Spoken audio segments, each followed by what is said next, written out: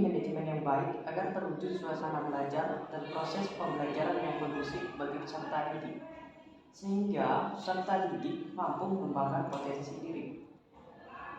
Saya ingin Anda menjelaskan ruang lingkup dari manajemen pendidikan sehingga tujuan tersebut dapat tercapai. Oke. Pertama, ruang lingkup manajemen pendidikan terbagi menjadi 4 hal, yaitu ruang lingkup mengenai wilayah kerja, ruang lingkup menurut objek garap, ruang lingkup menurut fungsi atau urutan kegiatannya, dan ruang lingkup menurut pelaksanaannya. Untuk ruang lingkup pertama meliputi manajemen pendidikan seluruh negara, yaitu dan ada lagi manajemen pendidikan satu provinsi, satu kabupaten atau kota, unit kerja dan manajemen kelas. Manajemen kelas ini adalah inti dari sebuah manajemen pendidikan tersebut, karena di dalam kelas terdapat proses pengajaran berlangsung. Selanjutnya ada ruang lingkup menurut objek garapan, meliputi manajemen siswa, personil sekolah, kurikulum, sarana atau material, anggaran, tata laksanaan, humas, dan komunikasi pendidikan.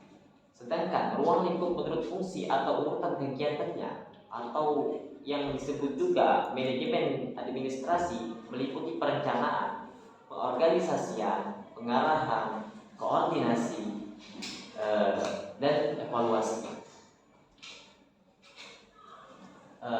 Adapun beberapa langkah yang bisa kita lakukan agar peserta didik dapat merasakan suasana yang kondusif dalam proses belajar mengajar, yaitu yang pertama bisa kita lakukan dengan planning, yaitu merencanakan, yang terdiri dari mempersiapkan tentang apa yang harus kita lakukan ke depannya. Selanjutnya yaitu menentukan target, dan yang terakhir yaitu mengumpulkan dan menganalisa informasi. Yang kedua ada organisasi. Organisasi adalah pengelompokan kegiatan yang diperlukan, yaitu persiapan pembagian tugas dan fungsi setiap bagian organisasi. Selanjutnya ada koordinasi, yaitu kegiatan yang dilakukan agar terdapat kerjasama antara atasan dan bawahan sehingga dapat mencapai tujuan bersama. Selanjutnya ada motivasi, yaitu kegiatan berupa pemberian inspirasi, semangat, dan dorongan kepada bawahan agar bawahan melakukan pekerjaan secara sukarela sesuai yang dikehendaki oleh atasan. Selanjutnya ada kontrol, yaitu mengadakan penilaian sekaligus mengadakan koreksi sehingga apa yang sedang kita dilakukan bawahan dapat diarahkan sesuai dengan tujuan yang diinginkan. Itu saja penjelasan saya dari ilmu satu. Oke, baik. Selanjutnya saya lanjutkan ke pertanyaan selanjutnya. Pertanyaan kedua adalah analoginya seperti ini. Anda diibaratkan sebagai kepala sekolah di SMA Pelita Jaya. Di sekolah tersebut memiliki jumlah guru yang cukup untuk semua mata pelajaran. Namun, sekolah Pelita Jaya masih kekurangan staf untuk mengelola sumber daya dan administrasi sekolah. Jadi, menurut Anda, bagaimana Anda mengoptimalkan kinerja sumber daya manusia atau staf yang terbatas tersebut? Dan kedua, buatlah atau sampaikan kepada saya struktur organisasi untuk SMA Pelita Jaya.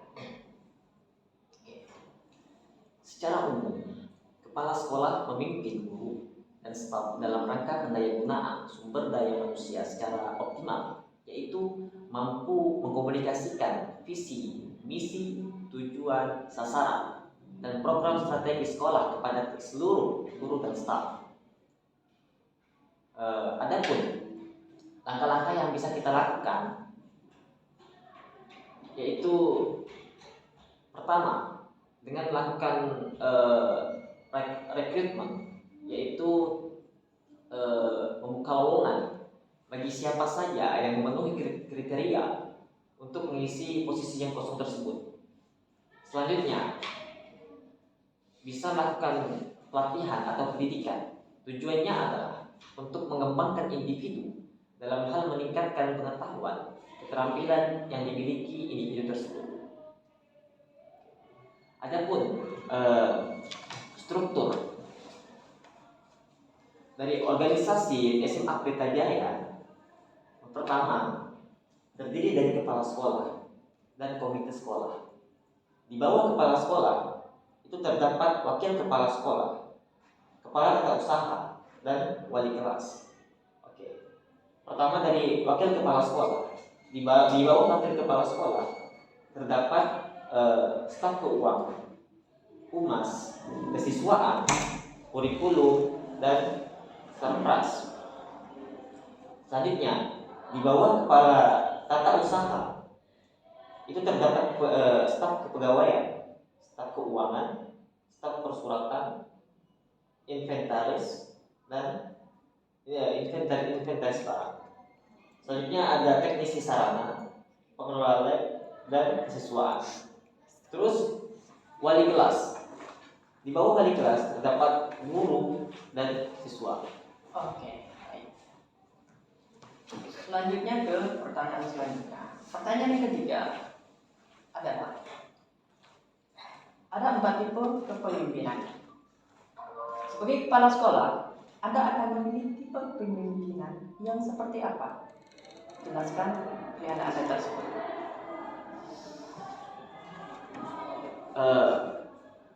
Jikalau saya menjadi kepala sekolah, saya akan menerapkan gaya kepemimpinan demokratis. Kepemimpinan demokratis menuntut pembagian kekuasaan yang setara. Artinya tidak ada yang satu pihak yang lebih mendominasi dari lainnya dalam proses pengambilan keputusan.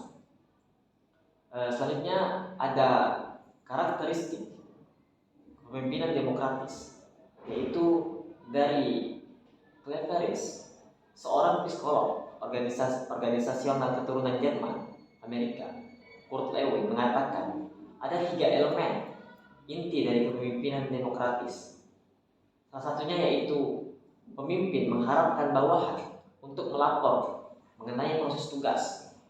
Leader mengharapkan bawahan menunjukkan kepercayaan diri dan kemampuan maksimalnya untuk menyelesaikan sesuatu tanpa pengawasan terus-menerus. Pada dasarnya, gaya ini pada dasarnya dapat diterapkan pada semua organisasi, tapi yang lebih cocok yaitu pada instansi pendidikan, karena beberapa institusi pendidikan perlu terbuka terhadap ide-ide yang berbeda, baik oleh pendidik dan siswa mereka. Oke, terima kasih saudara Pari. Selanjutnya saya akan bertanya kepada Anda. Pertanyaan yang selanjutnya itu, bagaimana kelengkapan dan kejelasan input manajemen yang dapat membantu kepala sekolah dalam mengelola sekolahnya agar lebih efektif? Kepala sekolah bisa dengan cara membuat dan merancang SOP, yaitu standar operasional prosedur, sehingga dapat menjalankan program sekolah sesuai dengan tugas dan fungsinya. Oke, baik. Pertanyaan selanjutnya yaitu, di tahun 2017 mutu pendidikan di Indonesia belum merata.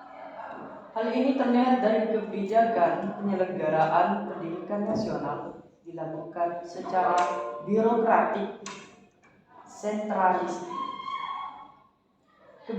Kebijakan yang dikeluarkan pun terkadang tidak sesuai dengan kondisi sekolah. Selain itu, peran serta masyarakat dalam penyelenggaraan pun masih minim. Pertama, menurut Anda, selain faktor di atas, apa penyebab lain tidak meratanya mutu pendidikan di Indonesia?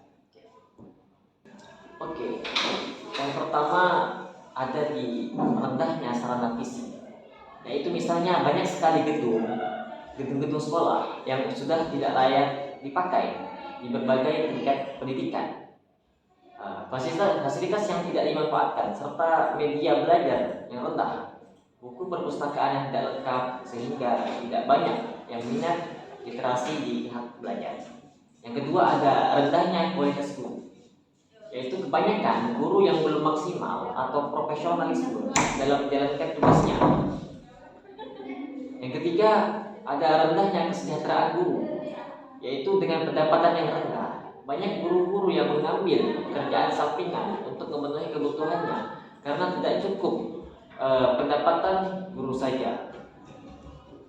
Yang keempat ada rendahnya prestasi siswa.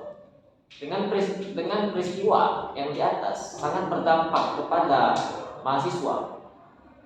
Dengan prestasi siswa menjadi rendah disebabkan seorang guru yang kurang maksimal dalam menjalankan tugasnya. Yang kelima ada kurangnya dalam pemerataan pendidikan ke seluruh pelosok desa. Hal ini menjadi sangat wajar sekarang di kalangan dinas pendidikan, sehingga masyarakat yang pada lama kurang tersentuh, kurang diperhatikan dan jadi hal yang biasa. Selanjutnya ada rendahnya, yang keenam yaitu rendahnya kecocokan pendidikan dengan kebutuhan dunia kerja. Sering terjadi ketika sudah lulus sekolah, ketidakserasian antara pendidikan dengan kebutuhan kerja disebabkan kurikulum yang kurang fungsional ketika dipelajari di sekolah dengan kebutuhan kerja yang diharapkan nantinya ketika memasuki dunia kerja. Yang ketujuh ada mahalnya biaya pendidikan. Biaya pendidikan bermutu itu mahal. Inilah yang selalu kita dengar dari masyarakat, sehingga masyarakat tidak mampu dalam membiayainya dikarenakan ekonomi yang rendah.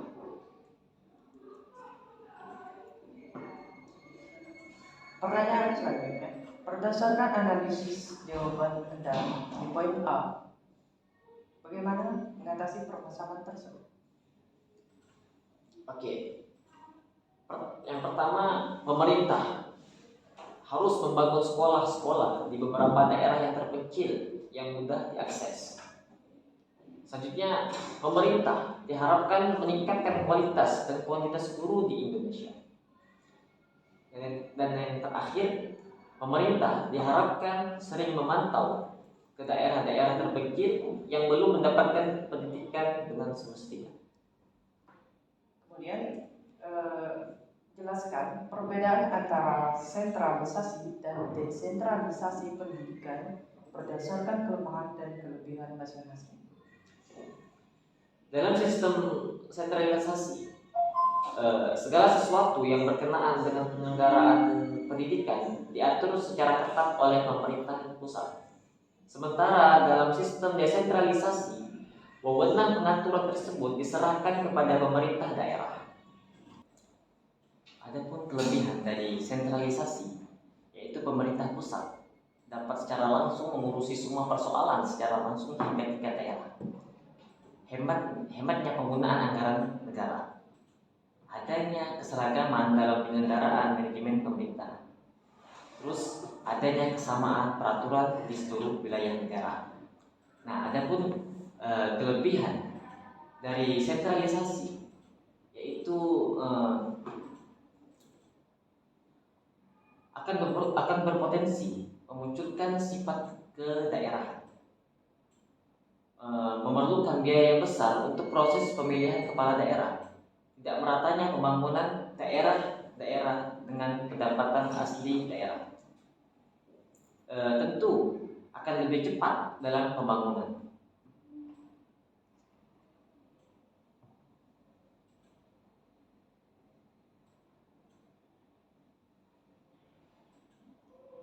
Selanjutnya ada kelebihan dari desentralisasi, yaitu rakyat dapat ikut berpartisipasi dan tanggung jawab lebih terhadap daerahnya. Sumber daya dan potensi daerah berkembang dengan maksimal, dan peraturan-peraturan yang berlaku bisa disesuaikan dengan kearifan lokal dan karakteristik daerah yang bersangkutan. Dan ada pun kelemahan dari desentralisasi, yaitu keterbatasan dalam inovasi potensi daerah, berisiko melahirkan pemerintah yang otoriter, dan kekayaan daerah berpotensi tidak dinikmati oleh daerah yang bersangkutan. Oke, terima kasih kepada saudara Faik. Sudah mau menyempatkan waktunya untuk saya wawancara. Saya ucapkan terima kasih kepada Anda, Bu.